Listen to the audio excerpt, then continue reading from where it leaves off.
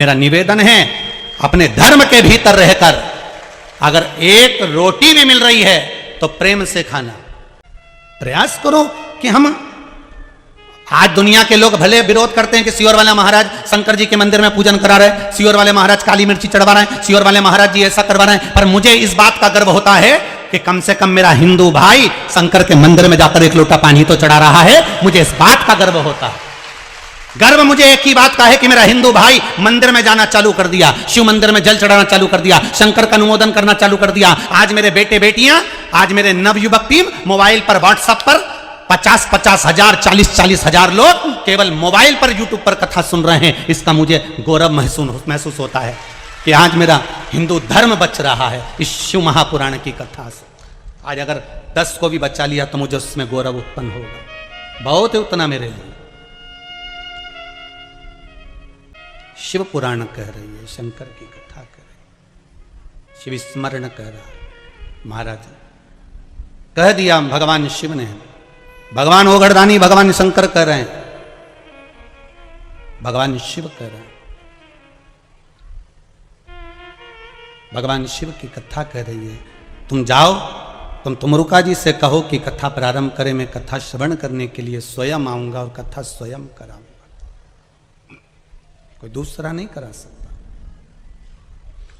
शंकर पर चढ़ाया हुआ एक चावल का दाना, एक मूंग का दाना, या एक बेलपत्र, या एक पुष्प, या एक लोटा जल, इसका फल कितना होता है या आपके दुख की घड़ी में आपको मालूम पड़ जाएगा कि शंकर किस समय पर देता है। ऑक्सीजन हर कभी नहीं लगाई जाती है। लगाते हैं क्या हर कभी? अरे जम के तो बोलो। वेंटिलेटर पर हर कभी नहीं सुलाया जाता जब उस समय कुछ बचा ही नहीं है। अब लग रहा है डॉक्टर को कि इसका शरीर काम नहीं कर रहा, इसका शरीर किसी काम का नहीं रहा, अब इसका शरीर सपोर्ट ही नहीं कर रहा, तो फिर उसको ऑक्सीजन लगाई गई, फिर उसको आईसीयू में डाला गया, फिर उसको वेंटिलेटर लगाया गया, फिर उसको मशीनें लगाई गई कि अब इसका शरीर इसके बल पर चलेगा। उसी तरह शिव महापुराण की कथा कहती है, आपने एक चावल का दाना चढ़ाया, एक बेलपत्र चढ़ाई, एक लोटा पानी चढ़ाया, ये पानी का फल, ये बेलपत्र का फल, ये पुष्प का फल तुम्हें ऐसे ही प्राप्त नहीं हो जाएगा। भगवान देखता है, जैसे डॉक्टर को लगता है कि अब ऑक्सीजन की जरूरत है, ऑक्सीजन लगा दो, अब वेंटिलेटर की जरूरत है, वेंटिलेटर लगा दो, अब इस चीज की जरूरत है, ये मशीन लगा दो। उसी तरह भगवान भी देखता है कि तेरे दुख की घड़ी में जब तेरे सामने कहीं काल मंडराने लगता है, दुख आने लगता है, तब भगवान भी, तूने जो बेलपत्र चढ़ाई है वो ऑक्सीजन का काम कर कर भगवान तेरे काम को सपोर्ट देता है। तूने एक लोटा पानी चढ़ाया है, भगवान कहता है मेरे लिए वेंटिलेटर के बराबर। तेरे को तकलीफ आएगी, तेरे को कष्ट आएगा, तेरी बीमारी बढ़ेगी, तेरे को अगर धन की जरूरत पड़ेगी, तेरे को दुख आएगा, तो समझ लेना तूने जो एक लोटा पानी चढ़ाया है वो तेरे सामने आकर खड़ा हो जाएगा। ये जल खाली नहीं जा सकता, ये बेलपत्र खाली नहीं जा सकता, ये एक पुष्प जो भगवान को चढ़ाया गया है ये खाली नहीं जा सकता। तू जो चढ़ाया है वो तुझे प्राप्त होगा, जो तूने समर्पित करा है वो तुझे मिलेगा।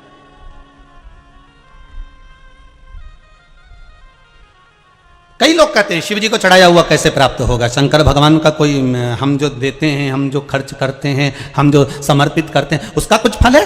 आपने अगर शिव महापुराण में 1 रुपया भी लगाया है, 1 रुपया भी लगाया है, तारीख लिख लेना, दिन लिख लेना, तिथि लिख लेना, और वही तारीख अगले साल मिला लेना कि जो तुमने खर्च करा, ये टेंट में, ये बिछात में, ये भोजन में, ये भंडारे में, ये बिछात में, ये पूजन में जो तुमने खर्च करा, उसको लिख कर रखना कि कितना खर्च करा और उसका कितना मिलता है। वो अगले साल की यही तारीख और ये तिथि मिला लेना, यही तारीख और ये तिथि मिला लेना, उसका बढ़ोतरी कर कर कितना प्राप्त हुआ है वो आप मिला कर रखिए। आपको कितना मिला वो बाबा ही जानता है, वो बाबा ही करने वाला। तेरा ही दिया मैंने खाया पिया है, तेरा शुक्रिया है, तेरा शुक्रिया है। मुझे भोले बाबा ने बहुत दे दिया है, तेरा शुक्रिया है, तेरा शुक्रिया है। मुझे बाबा ने जो दिया उसका धन्यवाद। भक्त शिव महापुराण की कथा कह रही है, चंचुला भी भगवान शंकर की भगत नहीं थी, केवल एक बिंदुक नाम के ब्राह्मण की पत्नी,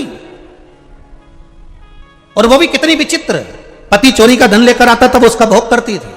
कभी शंकर जी के मंदिर में एक लोटा पानी नहीं चढ़ाया उसने, कभी शिव जी के मंदिर में कभी उसने धूप नहीं लगाई, कभी शिव जी के मंदिर में उसने दिया नहीं लगाया, कभी शिव जी के मंदिर में जाकर उसने बेलपत्र नहीं चढ़ाई। वो तो बस केवल अपने वो धन जो पति लेकर आता था उसका भोग किया करती थी, केवल उसका भोग करती। कभी उसने सत्कर्म नहीं करा।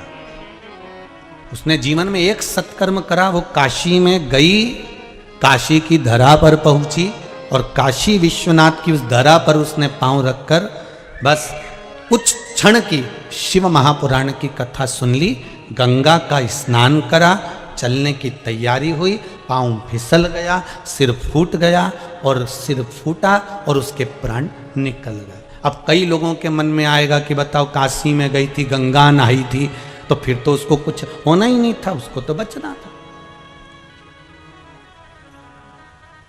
भगवान कभी बुरा नहीं करता, एक बात अपनी जिंदगी में उतार लो। वो जीवन में कभी किसी का बुरा नहीं करता, जिसका भी करा उसने अच्छा ही करा, बुरा करने का काम ही नहीं था उसके पास।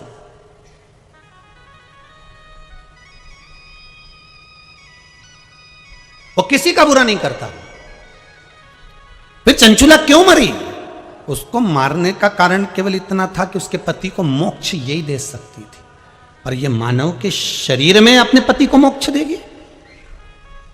मानव के शरीर में उसको यह मालूम नहीं था कि मेरा पति प्रेत योनि में है, मेरा पति प्रेत योनि में पड़ गया, उसको नहीं मालूम था। वो तो जब प्राण छूट गए, जब जीवात्मा निकल कर जाने लगी तो उसको लगा कि मेरा पति तो नरक में पड़ा हुआ है, मेरा पति तो प्रेत योनि में पड़ा हुआ है। तब वो भगवान शंकर के दरवाजे पर जाकर रोती है, बिलखती है, माता पार्वती से निवेदन करती है कि मेरा पति प्रेत योनि में पड़ा है और मैं बैकुंठ में बैठी हूं, ये मुझे सुख सहन नहीं हो रहा, तुम मेरे पति का उद्धार कर दो। तब उसके चित्त में यह बात आई,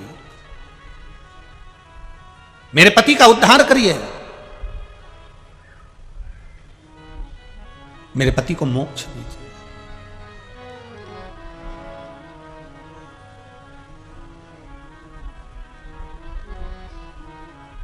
महाराज, अगर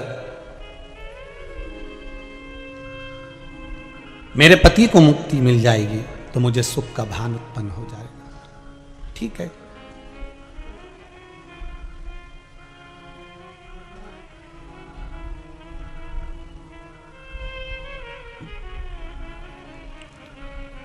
मुक्तिता प्राप्त हो। शिव जी ने कहा ठीक है, करो, शिव महापुराण की कथा करो। तुमरुका जी बाच रहे हैं उसको, जिन तुमरुका जी का घोड़े का मुंह है, शरीर सुंदर है, मनुष्य का है, देवऋषि नारद जैसी बीणा है उनके हाथ में, एक हाथ में करताल है, वो तुमरुका जी।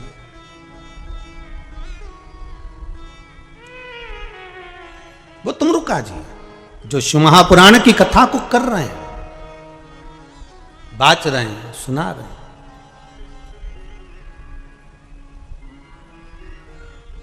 अब शंकर की कथा में मन एक भक्त का जब लगता है तो भगवान परीक्षा भी बहुत लेता है।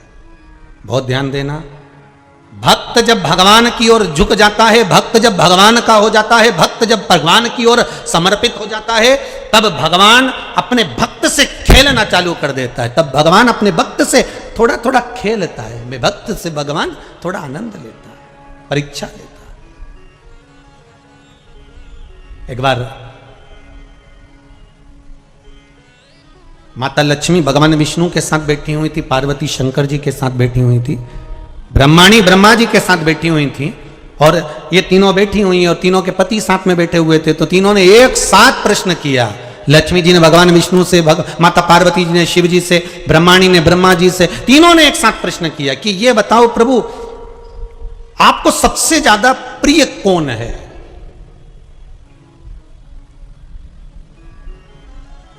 और प्रभु ये भी बता दीजिए कि आपसे बड़ा कौन है? अब भगवान से बड़ा कौन हो सकता है? आपसे बड़ा कौन है? तो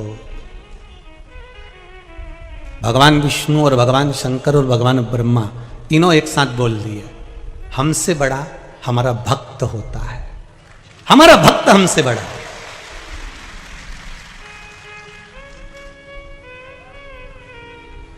वो हमसे बड़ा है। इसीलिए शायद कहते होंगे कि भगत के वश में है, इसीलिए कहते होंगे भगत के वश में है। भगवान विष्णु ने कहा मुझसे बड़ा मेरा भक्त है, शंकर कहते हैं मुझसे बड़ा मेरा भक्त है, ब्रह्मा कहते हैं मुझसे बड़ा मेरा भक्त है। तो लक्ष्मी जी ने कहा कहने से पहले फिर विचार कर लो नारायण, कहने से पहले फिर सोच लो। आप कह रहे हो कि आपसे बड़ा आपका भक्त है, फिर सोच लो। अब भगवान विष्णु के मन में आया कि जब ये बार बार बोल रही है कि सोच लो सोच लो सोच लो, मतलब जरूर कुछ गड़बड़ी है, जरूर कोई गड़बड़ी है, होता है।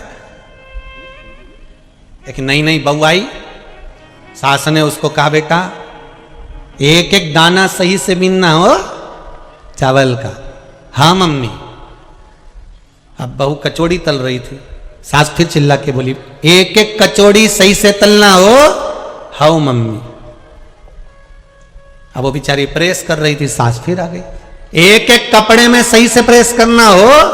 हाँ मम्मी। अब आज बहू नहाने के लिए बाथरूम में गई, 3 घंटे निकल के बाहर नहीं आई, तो सास ने आवाज लगाया बेटा रोटी वोटी नहीं बनाना, तो बाथरूम में बैठी हुई है क्या कर रही है? मम्मी एक एक बाल को शैम्पू कर रही हूं। अब उसकी सास ने दूसरी बार कहना ही बंद कर दिया कि एक एक कचौड़ी को सही से तलना, क्योंकि उसको मालूम है अगर बाथरूम में जाके बैठ गई तो 3-4 घंटा नहीं निकलेगी। अब वो भी कह देगी मैं तो एक एक नाखून को घिस रही थी साबुन से, फिर एक एक उंगली को घिसा, फिर हथेली को घिसा, फिर हाथ को घिसा, वो भी लग जाए। अब लक्ष्मी जी ने कहा कि आप ध्यान कर लो प्रभु, आपसे बड़ा कौन? भगवान विष्णु ने कहा भक्त। पार्वती जी ने भी पूछा आपसे बड़ा कौन? तो के भक्त। तो ब्रह्माणी भी कह रही है आपसे बड़ा कौन? तो ब्रह्मा जी के भक्त। तो इतने में पार्वती और ब्रह्माणी कुछ नहीं बोली, पर लक्ष्मी जी को तो कांटे से खून नहीं। लक्ष्मी जी को थोड़ा सा गुस्सा थोड़ा जल्दी आ जाता था, एकदम अचानक। ये होता है, जो अपने मायके से थोड़ा माल ज्यादा लाती है ना वो अकड़ में रहती है, ऐसा रहता है। तो लक्ष्मी जी जब ब्याही थी ना भगवान विष्णु के साथ में, तो लक्ष्मी जी जब भगवान विष्णु के साथ ब्याही थी तो समुद्र देवता ने कितना दिया था? रत्नाकर ने कितना दिया? रतन माणिक मोती सोना चांदी हीरा पन्ना अंबर पीतांबर सब लक्ष्मी जी के कन्यादान में दिया। तो लक्ष्मी जी को अहंकार रहता थोड़ा सा, तो लक्ष्मी जी ने कह दिया फिर विचार कर लो। भगवान विष्णु ने कहा कर लिया विचार, अच्छे से सोच लिया, सोच लिया। तुमसे बड़ा कौन? भगवान बोले भक्त। लक्ष्मी जी बोली ठीक है, अगर तुमसे बड़ा तुम्हारा भक्त है तो भक्त मेरा जेठ लगा। ठीक है, भक्त कौन लगा? लक्ष्मी जी का जेठ। अब लक्ष्मी जी उसकी क्या लगी? बहू। तो बहू जेठ से खुले सिर रहती है कि पर्दे में रहती है? जम के तो बोलो जरा, पर्दे में रहती है। इसीलिए जो भक्त होते हैं ना, इससे लक्ष्मी पर्दा कर रहती है इनके जीवन में। कई लोग कहते हैं हम मंदिर जाते हैं, हम भगवान का व्रत करते हैं, हम उपास करते हैं, हम ये करते हैं, पर भगवान हम ही को दुख क्यों देता है? लक्ष्मी जी पर्दे में, जेठ है, भक्त जेठ है। थोड़ा भगवान विष्णु ने पूछा तुम कहना क्या चाहती हो? लक्ष्मी जी कहने लगी अगर भक्त आपसे बड़ा है तो वो मेरा जेठ हो गया और मैं उसकी बहू हो गई। इसलिए आपके भक्त लक्ष्मी जी से थोड़ी दूरी बनाकर रखेंगे, क्योंकि बहू में और जेठ में दूरी होती है। नारायण मन में सोचे हो गया कल्याण। अच्छा, पत्नियां प्रश्न बहुत करती हैं और इनके प्रश्न का उत्तर बहुत सोच समझ कर देना। जितने भेरू बैठे हैं इनसे निवेदन है, जो जब जब प्रश्न करे तब तब 50 बार सोचना कि उत्तर दूं कि नहीं दूं। देव सको तो देव, नहीं तो अटैची उठा ऑफिस जाओ। फालतू की बात करो ही मत, अपने पानी की बोतल उठाओ ने दुकान जाओ, अपने बोलना ही नहीं। ये कितना ही बोले पर अपने नहीं बोले, ये तुम बोले और ये गर्जी, ये तुम बोले और ये गर्जी, तो तुम बोले ही मत। अब भगवान विष्णु को लगा कि लक्ष्मी जी बोल रही हैं कि मैं भक्तों से दूरी बनाकर रखूंगी क्योंकि वो मेरे जेठ हैं, तो मैं दूरी रखूंगी। शंकर भगवान ने बुलाया लक्ष्मी जी को, इधर आओ लक्ष्मी, आपको मालूम है आपका विवाह भगवान विष्णु के साथ किसने करा है? आपको मालूम है? लक्ष्मी जी ने कहा प्रभु मुझे मालूम है। किसने कराया? लक्ष्मी जी बोली आपने कराया। आपको मालूम है? आपकी मां ख्याति देवी, लक्ष्मी जी की मां का नाम था ख्याति। आपकी मां ख्याति देवी मेरे मंदिर में आती, मेरी पूजन करती, मेरी आराधना करती, मेरा स्मरण करती और अपनी बेटी लक्ष्मी जी का विवाह मेरे साथ करना चाहती थी, पर मैं तुमसे विवाह नहीं करना चाहता था क्योंकि नारायण आपको स्नेह करते थे, इसलिए आपका विवाह लक्ष्मी जी के साथ मैंने कराया है। लक्ष्मी आपका विवाह नारायण के साथ मैंने कराया है, और अगर मैंने विवाह कराया है तो मैं कौन तुम्हारा? जो विवाह कराने वाला होता है घर का बुजुर्ग होता है, बड़ा होता है, तो मैं कौन? ससुरा। अब मैं तुम्हारा घर का बड़ा बुजुर्ग। तो सुनो लक्ष्मी, घर की तिजोरी की चाबी तुम्हारे हाथ में देता हूं। अभी तक तुम लक्ष्मी थी, केवल अभी तक केवल तुम लक्ष्मी थी। लक्ष्मी, आज से मैं अपनी तिजोरी की चाबी तुम्हें देता हूं, मतलब तुम्हारे घर में कोई भी आएगा, चाहे भक्त आए चाहे साधारण सा व्यक्ति आए, सबको लक्ष्मी देना पड़ेगी। तो तुम्हें तिजोरी की चाबी दे रहा हूं। आज से मेरा महादेव नाम का आगे का नाम महा तुझे दे रहा हूं। आज से तू लक्ष्मी नहीं रही, क्या नाम पड़ गया? जम के बोलिए जरा, महालक्ष्मी हो गई। मैंने अपना महासंबोधन तेरे को दे दिया, मतलब तिजोरी की चाबी तेरे को। अब भगवान विष्णु खुश हो गए। भगवान विष्णु ने कहा वाह वाह प्रभु, बड़ी गजब कर दी आपने, ये तो भक्तों से दूरी बना रही थी पर आपने कृपा कर दी और आपने इसको महालक्ष्मी बना दिया। भगवान शंकर ने कहा सुनो लक्ष्मी, आज से मैंने आपको महालक्ष्मी बनाया है, पर एक बात का ध्यान रखना लक्ष्मी, सुन लक्ष्मी, भक्त हो चाहे साधारण सा मानव हो, जब शंकर का स्मरण करेगा, शिव नाम की भक्ति करेगा, चाहे वो किसी का भी भक्त हो, चाहे वो राम का, कृष्ण का, नारायण का, किसी का भी भक्त हो, अगर शंकर का नाम लेता है तो लक्ष्मी तुझे उसका भंडार भरना ही पड़ेगा, चाहे कोई भी। लक्ष्मी को महालक्ष्मी कर, तू भंडार भरना।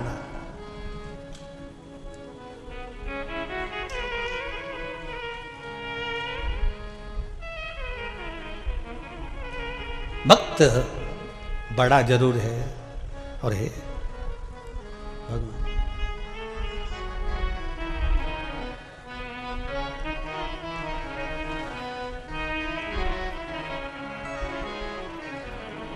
भक्त बड़ा, भगवान छोटा। मानो भगत के वश में है भगवान, भगत के वश में है भगवान। भगत बिना ये कुछ भी नहीं है,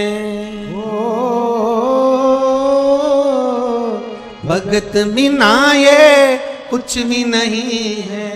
भगत है इनके प्राण, भगत के वश में है भगवान, भगत के वश में है भगवान। भगत डमरू वाले के काशी नित डोला करती, गंगा जल में स्नान वो करती, काशी शंभु बोला करती। भगत बिना वो कुछ भी नहीं है, भगत बिना वो कुछ भी नहीं है। भगत है उनकी जान, भगत के वश में है भगवान, भगत के वश में है। आप अगर शिव की उपासना में लगे हो, शंकर की भक्ति में लगे हो, भगवान के भजन में डूबे हुए हो, आएगा दुख। संसार में मनुष्य को मिलना है, पर शिव की भक्ति आपको परमात्मा तक ले जाएगी। और यह मत सोचना कि धन नहीं मिलेगा, संपदा नहीं मिलेगी।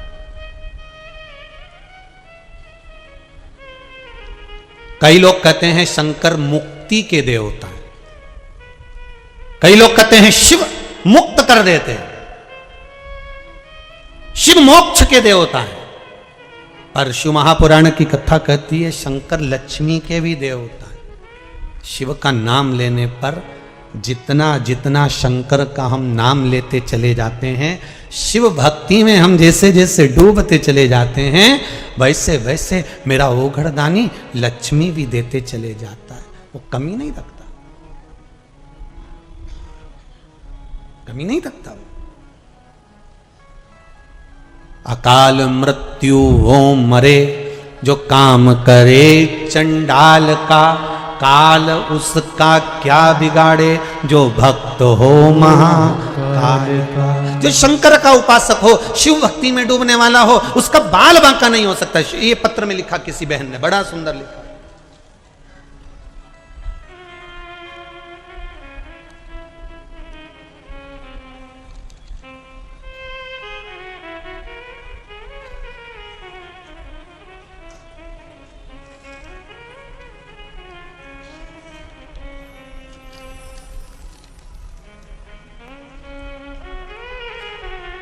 मैं विद्या महोनिया महासमुंद छत्तीसगढ़ से आई हूँ गुरुदेव। कहाँ बैठी हैं? जहाँ बैठे हो आप ही हैं। दोनों हाथ उठा दो एक बार। हर हर महादेव। आपने पत्र में लिखा है गुरुजी, मेरी छोटी बहन का लड़का अचानक खाना पीना बंद कर दिया। डॉक्टरों ने भी कह दिया कि इसका खाना पीना इसके शरीर के लिए सब छूट जाएगा और धीरे धीरे ये काल ग्रसित होता चले जाएगा। डॉक्टर को दिखाया, बीमारी का पता नहीं पल पाया, पर शरीर धीरे धीरे धीरे धीरे बिना भोजन के, बिना कुछ खाने के छिन्न होने लगा। पर गुरुदेव, पशुपति व्रत मेरी बहन ने शिव महापुराण की कथा में सुना था और करना प्रारंभ करा। उस व्रत का फल क्या होता है गुरुदेव? कोई मुझसे पूछे, आपने पत्र में लिखा है दीदी, बहुत बहुत धन्यवाद। आपने लिखा है उस व्रत का फल क्या होता है। पहला सोमवार का व्रत करा और मेरे उस बहन के बच्चे ने मुख में पहला निवाला लेना प्रारंभ कर लिया था। दूसरा व्रत करा, मेरी बहन के बच्चे ने एक रोटी खाई, और तीसरा व्रत करा, वो अच्छे से भोजन करना चालू कर दिया। डॉक्टर भी आश्चर्य में पड़ गए कि इसका तो क्या होना था और कैसे रह गया। ये डॉक्टर भी आश्चर्य में। बैठो बहन, बहुत बहुत हर हर महादेव। शिव उपासना का फल किसको कहते हैं? शंकर की उपासना किसको कहते हैं? एक बहन ने और सुंदर पत्र लिखा है गुरुजी।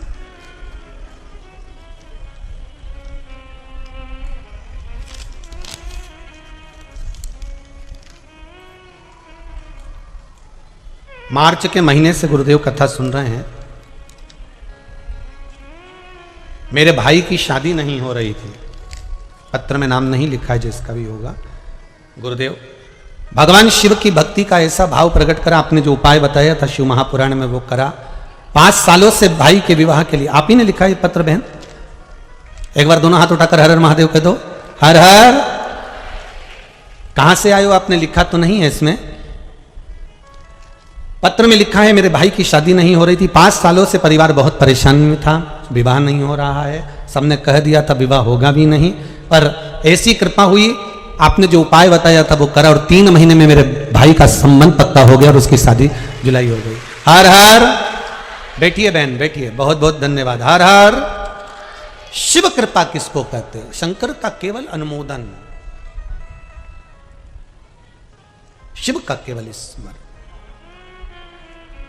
भगवान की भक्ति से जो सुख है वो सुख कहीं नहीं मारा। ओम कहने से तर जाएगा तेरा जीवन संवर जाएगा, शिव कहने से तर जाएगा, तेरा जीवन संवर जाएगा। बड़ी मुश्किल से ये तन मिला, नाम लेने को ये मन मिला, बड़ी मुश्किल से ये तन मिला, नाम लेने को ये मन मिला, देने वाला ही भर जाएगा, देने वाला ही भर जाएगा, तेरा जीवन संवर जाएगा, देने वाला ही भर जाएगा, तेरा जीवन संवर जाएगा, शिव कहने से कर जाएगा, तेरा जीवन संवर जाएगा, शिव कहने से कर जाएगा। आओ, तेरा जीवन संवर जाएगा, शिव कहने से तर जाएगा, तेरा जीवन संवर जाएगा, शिव कहने से तर जाएगा, तेरा जीवन संवर जाएगा।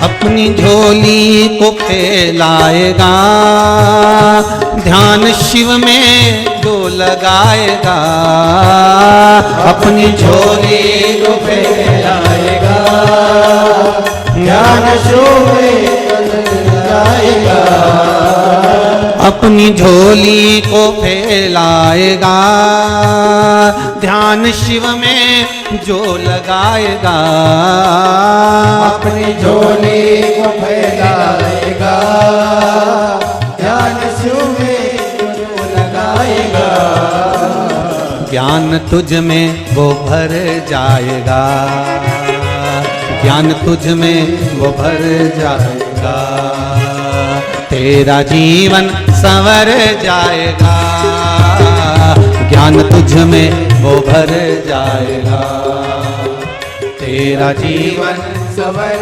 जाएगा, शिव कहने से तर जाएगा, तेरा जीवन संवर जाएगा, शिव कहने से तर जाएगा, तेरा जीवन संवर जाएगा।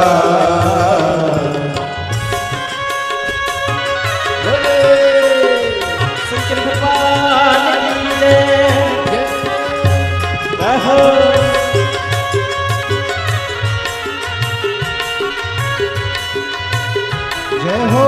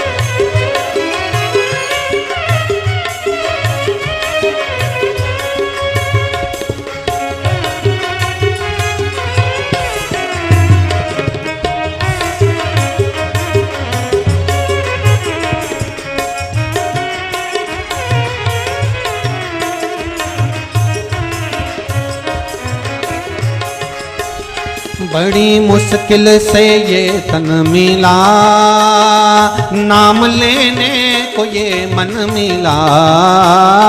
बड़ी मुश्किल से ये तन मिला, नाम लेने को ये मन मिला। बड़ी मुश्किल से ये तन मिला, नाम लेने को ये मन मिला।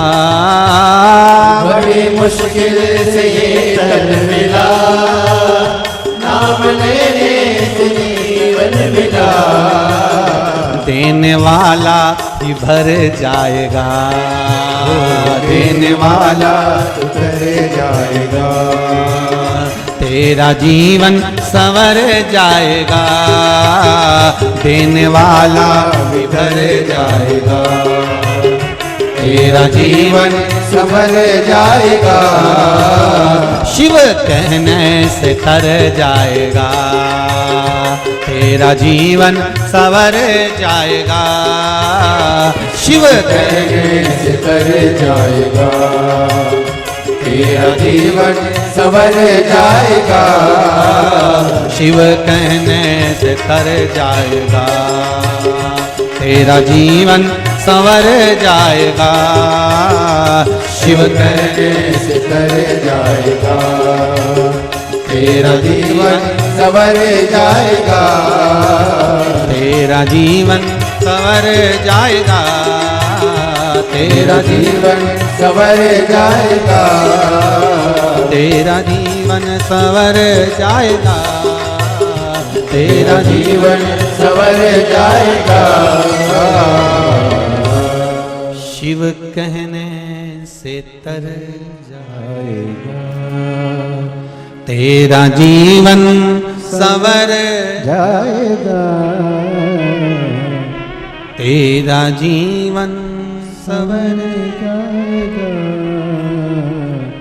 देने वाला ही भर जाएगा। जिसने मनुष्य का शरीर दिया है, मानव की देह दिए, मानव का शरीर जिसने दिया है, देने वाला ही भर जाएगा। तेरा जीवन आप बाबा से निवेदन करो, क्यों नहीं देगा?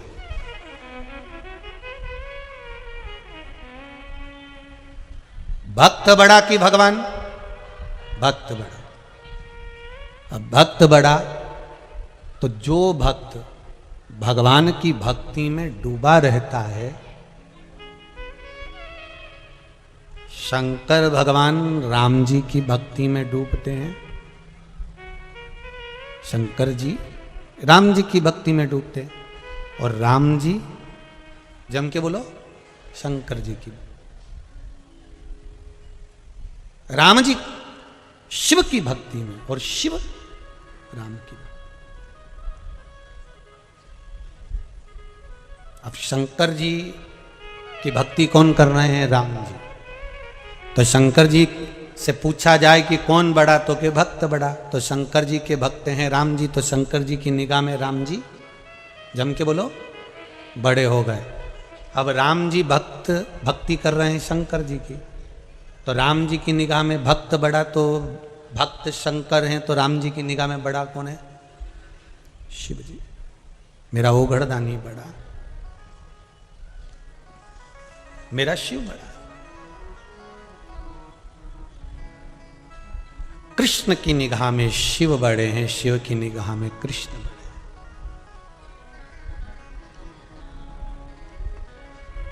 जितने जितने भक्त हैं ना शंकर की कथा सुनने वाले, शिव भक्ति में ये प्रथम है।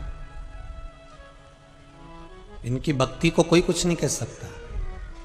और आज के जमाने में जो शंकर जी के भगत हैं ना, जो शिव महापुराण सुन सुन के जो शिव के भक्त हो गए हैं, इनको लोग देख देख के पागल समझते हैं कि ये तो पागल हो गई है शंकर की कथा में। 24 घंटे एक ही काम, शिव महापुराण। जब मोबाइल खोलेगी शिव पुराण, जब टीवी खोले शिव पुराण, जब फेसबुक व्हाट्सएप मोबाइल केवल शिव पुराण। इससे बढ़कर और क्या चाहिए? पहले लोग व्हाट्सएप खोलते थे तो कहीं क्या क्या देखते थे, अब कम से कम शंकर को तो देख रहे। और जितने लोग इंस्टाग्राम चलाते हैं ना, वो उसमें गाने डालते हैं, तो पहले आड़े टेढ़े गाने डालते थे, अब तो शंकर ही शंकर के इतने भजन डले दादा, शिव जी के भजन, जहां देखो तुम शिव की भक्ति में लोग, शंकर जी, शिव उपासना में। अब इससे बढ़कर और क्या परिवर्तन चाहिए बोलो। अच्छा, ये कोरोना महामारी में सब कुछ बदला, तो भक्त भी बदले। जो कभी मंदिर नहीं जाते थे वो भी मंदिर जा रहे हैं, जो कभी भगवान का भजन नहीं करते थे वो भी भजन कर रहे हैं। इससे बढ़कर और क्या सुख चाहिए।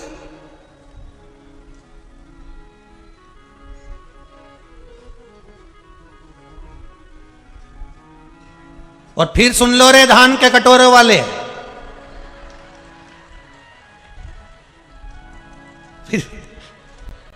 फिर सुन लो, इस्पात नगरी में दे रहे हो, लोहे की नगरी में, लोहा यहां पर बहुत बनता है।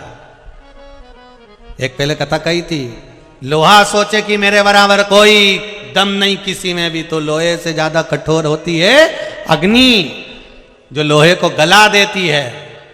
और अग्नि सोचे कि मैं कठोर, तो अग्नि से ज्यादा कठोर होता है पानी, जो एक लोटा डालते ही अग्नि को बुझा दे। और पानी सोचे कि मेरे बराबर कोई नहीं, तो उससे बड़ा कठोर होता है मनुष्य, लोटा में भर के डकार जाता है, इतना कठोर।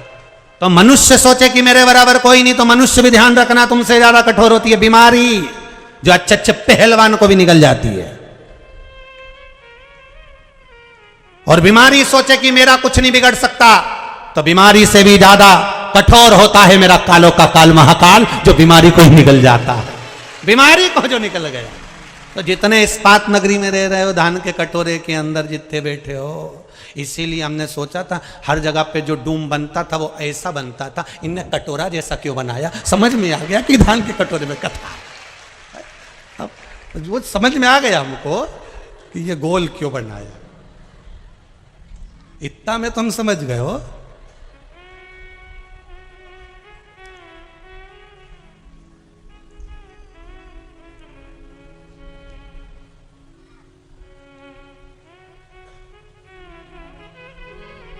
अब सवेरे सवेरे 5-6 बजे हम यहाँ पहुँचे भिलाई, तो ये कामाख्या सेवा समिति की माताएं और भाई लोग वहाँ आए लेने के लिए।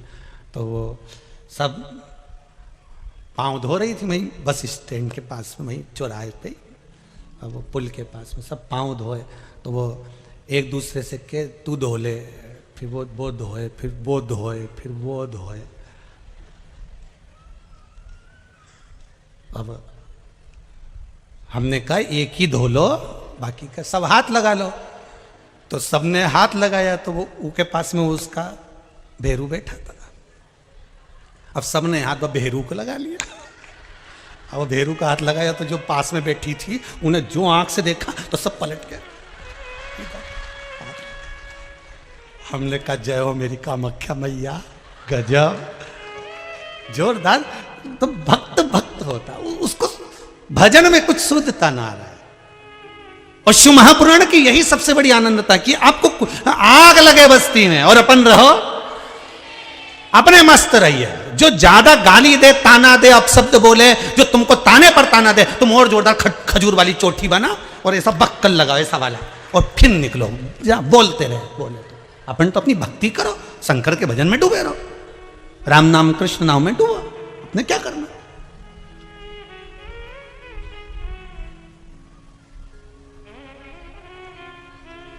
महाराज, राम की दृष्टि में शंकर बड़े हैं, शंकर की दृष्टि में राम बड़े हैं, कृष्ण की दृष्टि में शिव बड़े हैं, शिव की दृष्टि में कृष्ण बड़े हैं। क्योंकि भगवान कह रहे हैं मुझसे बड़ा मेरा भक्त होता है, भक्त मुझसे बड़ा है। तो जो भगवान की भक्ति करता है भगवान उसको बड़ा समझ लेते हैं।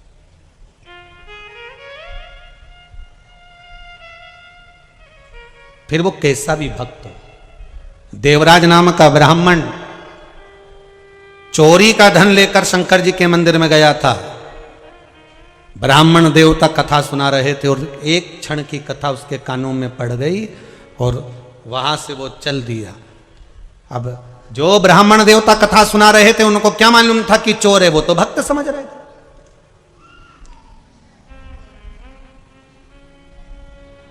उनको नहीं मालूम कि ये चोर है, उनको तो भक्त समझ रहे।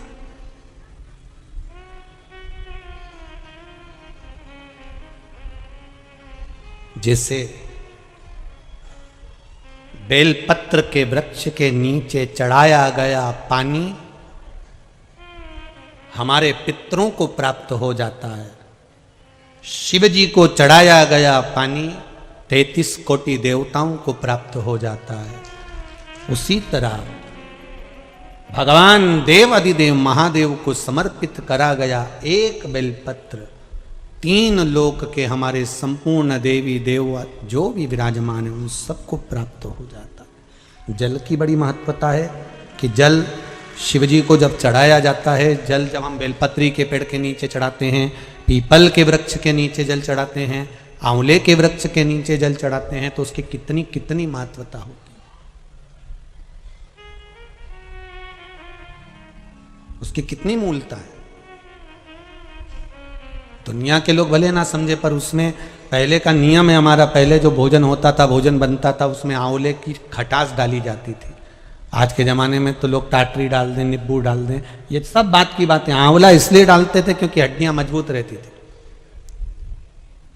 अब आज के समय में तो कहाँ लोग बस वो चमनप्राश मिल जाए आंवले का तो खा लेवे, पर नियम अगर माताएं बनाए कि आंवला नवमी पर आंवले के वृक्ष से आंवले लेकर आवे, आंवला नवमी के समय पर बहुत आंवले आते हैं, तो उसके बाद में उसके पहले कभी भी ले आओ और आंवले के आंवले इकट्ठे कर कर वही जब दाल सब्जी भाजी बनाओ उसमें पटक दो थोड़ा सा एक आध आंवला, तो उसका जो रस तत्व है शरीर की हड्डियों के लिए भी अच्छा। तो हमारे यहाँ बेलपत्री का वृक्ष, पीपल का वृक्ष, आंवले का वृक्ष, इन तीनों जगह पर जो जल चढ़ाया जाता है उसकी महत्वता भी हमारे यहां दर्शाई गई, उसकी महत्वता भी दर्शाई गई। एक अच्छी बात सुनो, बहुत बाबा की कथा में प्राप्त हो और जीवन का कल्याण हो। कभी किसी मकान का उद्घाटन कर रहे हो, किसी दुकान का उद्घाटन कर रहे हो, महाराज मकान का, दुकान का आप उद्घाटन कर रहे हैं, उसको प्रारंभ कर रहे हैं, तो प्रयास करा करो कि पीपल के वृक्ष के नीचे की थोड़ी सी मट्टी, आंवले के वृक्ष की थोड़ी सी मट्टी, थोड़ी सी बेलपत्री के वृक्ष के नीचे की मट्टी, थोड़ा आंकड़ा जो आंख होता है, जो शिव जी को फूल चढ़ता है सफेद आंख का, उसके नीचे की मट्टी, इन माटी को लाकर जहां नए मकान का मुहूर्त हो रहा हो या नए मकान में अपन जा रहे हों या उस मकान में कहीं पूजन आदि करा रहे हों, तो गाय के गोबर के साथ में, गौ माता का जो गोबर है, गौमूत्र है, उसके साथ में इन माटी को लेकर थोड़ा सा भाग लीप लेना चाहिए। क्यों? क्योंकि बेलपत्री के वृक्ष के नीचे लक्ष्मी जी का आवास है, पीपल के वृक्ष के नीचे नारायण और लक्ष्मी का आवास है, शनि का आवास, भगवान शिव का वास है। इसलिए शिव जी का एक नाम है पिपलेश्वर महादेव। दधीचि ऋषि की अस्थियां जाने के बाद में सुभाष ने जो अपना गर्भ था उसको पीपल के कोटर में रख दिया था और पीपल के वृक्ष का फल खाकर वो बच्चा जीवित रहा था जिसका नाम पिपलाद हुआ था। शिवजी ने उसको वर प्रदान करा था, इसलिए उसका भगवान शंकर का नाम पीपल के वृक्ष के नीचे पिपलेश्वर महादेव पड़ गया था।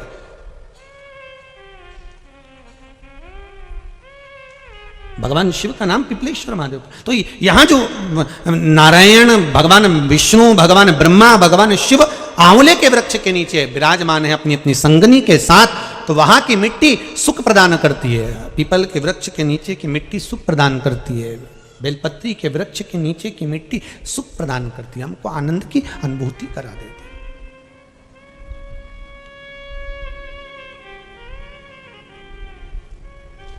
सुख जहां मिल जाए। महाराज शिव महापुराण की कथा कर रही है, देवराज नाम का ब्राह्मण थोड़ा सा कथा का रसास्वादन कर कर, ब्राह्मण देवता को नहीं मालूम कि ये चोर है, उन्होंने तो उसको भक्त समझा कि कथा सुनने के लिए आया है। अपने को मालूम नहीं पड़ पाता, अपने कथा के पंडाल में, अपने एरिया में कौन